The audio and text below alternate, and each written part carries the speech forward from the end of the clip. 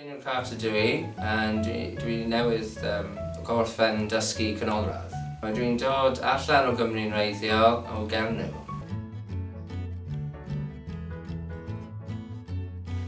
Cwestiwn da.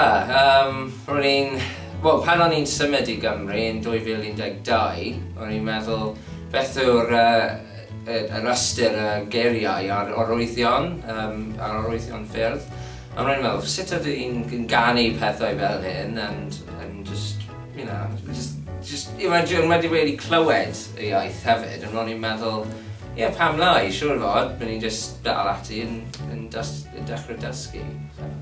Dyma pam dwi'n meddwl.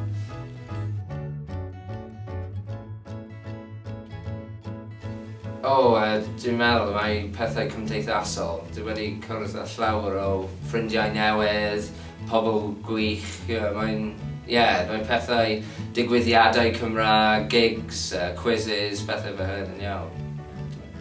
Mae'n wych.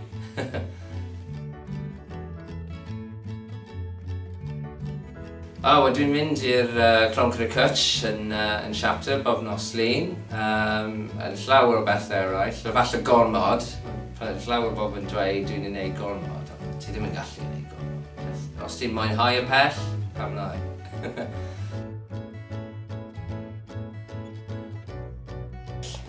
Fel arfer, dwi'n dweud 3 pethell o dysgwyraeth yw jyst siarad, mwynhau ac ymarfer, achos mae ymarfer yn peth pwysaf i wneud, dwi'n meddwl.